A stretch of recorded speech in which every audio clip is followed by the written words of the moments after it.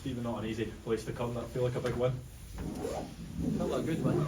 I think we've experienced it earlier on in the season. It was really good to go through in the cup, and it probably feels good because you know what it's going to be like. The conditions of the day, the pitch, it is what it is.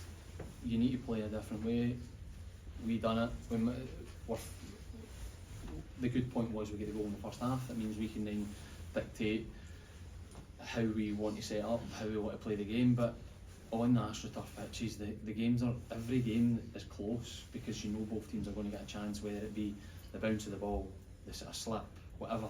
They're going to give up chances, but I thought we defended really well, and we probably give them one good chance where it could have been a goal. The others, they have a header late on, but our positions are really good that we put enough pressure on them that all we can do is head it over the bar.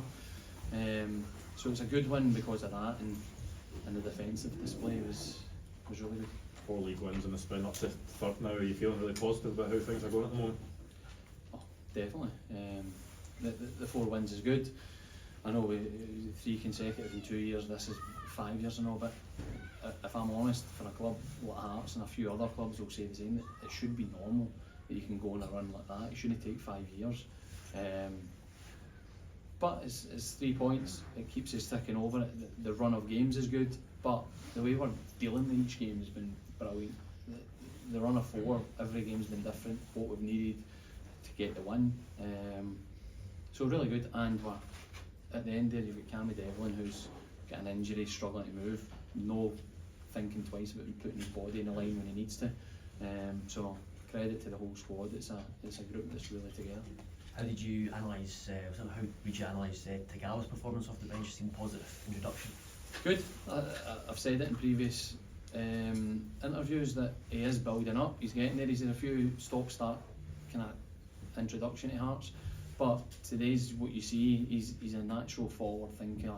His runs, but probably his timing of his runs, where he positions himself, so that when he's making the runs, he's no offside.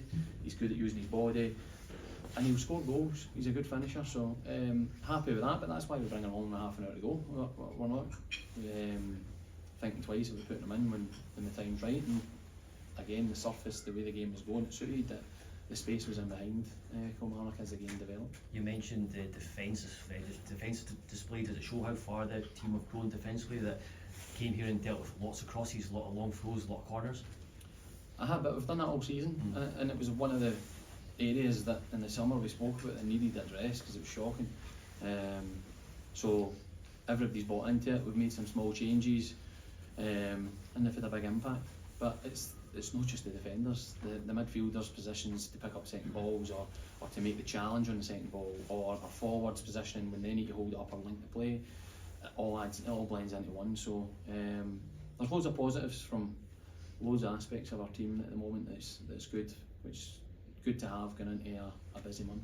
What do you make of that? You know, the keeper VAR challenge moment. It's a bit confusing with offside and all that stuff, but the actual challenge itself, what do you make of it? I've only seen it as it happened. If I'm honest, I don't even know what the process is when he's already blown for offside. The ref books the goalie.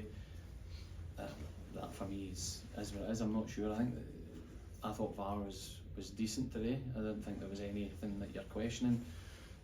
Probably the biggest thing that makes it confusing is the Tannoy announcement late, which then gives everybody, there's a check, but the check's actually already over, but nobody knows it, and then that's the more confusing thing. But I thought it worked well today. I just think sometimes offside decisions well, but if that doesn't go up straight away anymore, they let it go, don't they? This is if your man's injured, that process, isn't it? That's one of the. It's the same as when they play in the final third for a goal when there's an offside. There's going to be an area that there's things that become like that challenge. Right.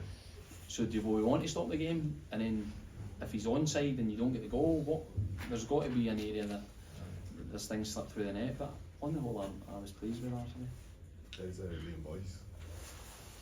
I've not checked since we came in, but he seemed to fine. When he came off, he had mentioned that it was just, he felt something in his leg. It wasn't as if he knew exactly what it was. So whether it's a nerve issue or whether it's a muscle issue, we'll see in the coming days. What about Kenneth Vargas? Was that just precautionary today?